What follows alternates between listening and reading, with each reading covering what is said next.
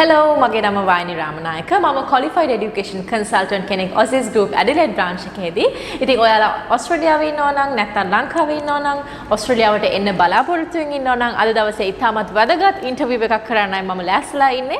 ඉතින් මාත් එක්ක ඉන්නවා මේ ඉන්ටර්විව් එකට මගේ company එකේ director සහ registered migration agent කෙනෙක් වෙන Tejas Adelaide. Hello Tejas, how are you today? Good, thank you. How are you? Good, thank you. So I have a few questions for you from Sure. our students, future students. So can you please tell us about the company and what are the services that you provide with Aussizz Group? So we are here at Aussizz Group. We are registered migration and education agents. So we do assist international students and temporary visa holders with their visas, including skilled migration, employer-sponsored, partner visa, protection visa, family-sponsored visas as well, and also with the student visa, obviously, to study in Australia. So what are the current market trends going in the education industry in Australia, and what are the advices would like to give the students and the future applicants? Right, so in regards to the market trends for the migration and education, obviously post-COVID, Australia has opened up the doors, especially for the high-skilled migrants. So if you are into top skill migration level, so including engineers, IT professionals, health professionals, you have very good opportunity to migrate to Australia. If you're already in Australia, let's say studying in Australia, then you still have a good opportunity to apply for your skill migration, either 189, 190 and 491. There are a lot of invitations issued late last year for 189 visas, which is a skilled independent visa.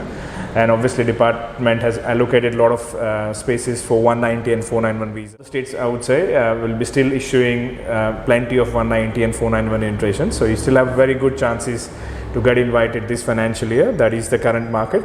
Obviously this can change towards the next financial year in July. But by the way the economy is looking, and also the requirements of the labours in Australia is obviously skill migration will be still on the focus. So next financial year as well, we'll be still seeing high number of migration coming to Australia. So that will continue obviously. What are the advices that you would like to give for the students who are hoping to settle down in Australia? So whether they should select the cities like Melbourne, Sydney, or they should consider regional. What is your opinion on? So when the student comes to Australia, obviously they would like to experience Australia first. So a lot of students would prefer Melbourne or Sydney, but then if you have plans to settle down in this country, then I would recommend you to do your homework early stage, which means when you come to Australia for study, do your homework and choose selected cities like Adelaide, Perth, Tasmania, those kind of states or cities where there are higher chances of getting a skill migration. So that will give you added advantage compared to all the other applicants, because you would be already studying in regional, you'll have more points and obviously more flexible arrangements for your skill migration process. So do your own homework when you are planning to come to study in Australia, number one. And after coming to Australia as well, while you're studying, start looking for your options. A lot of students who are doing masters might have already done the bachelor overseas. They might be eligible to apply for skill migration if they find certain jobs in the area of studies from overseas. So understand your pathways from your overseas studies. That can help you to get your skill migration process earlier than a lot of your classmates in your masters. So you'll have that added advantage. If you know your qualifications, you know your migration pathways, you would have always that advantage with you.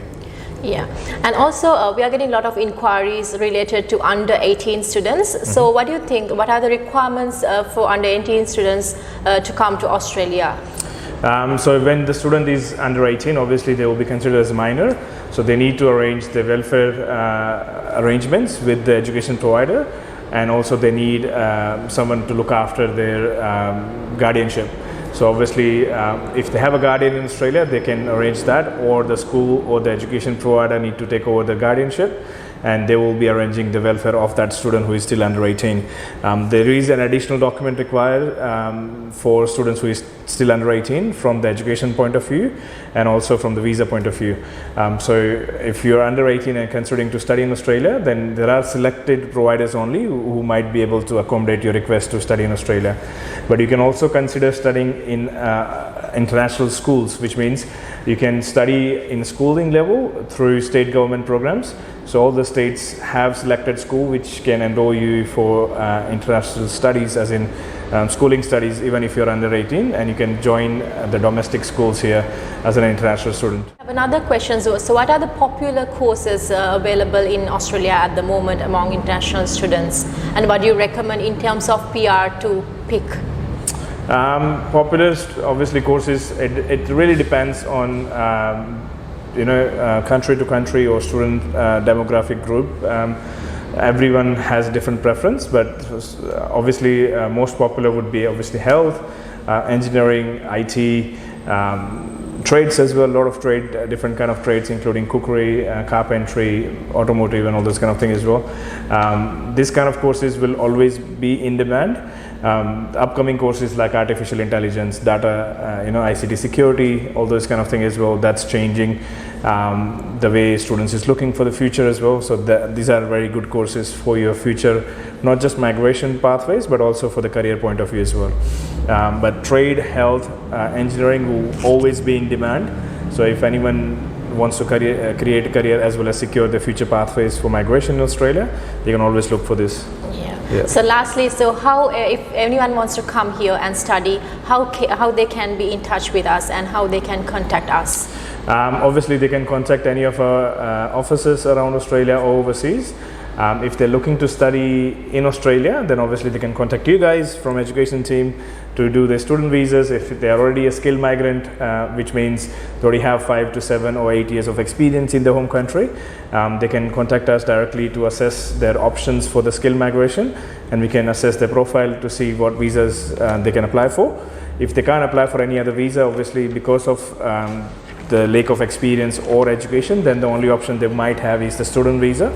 So obviously it's case to case assessment, but you can contact any of our offices 10 to 5 Monday to Friday, and we will be able to help you out. Thank you, Tejas, for your insightful interview. So hope to be in touch with the future students with Aussizz Group. Thank you very much for watching us today. Thank you. Thank you.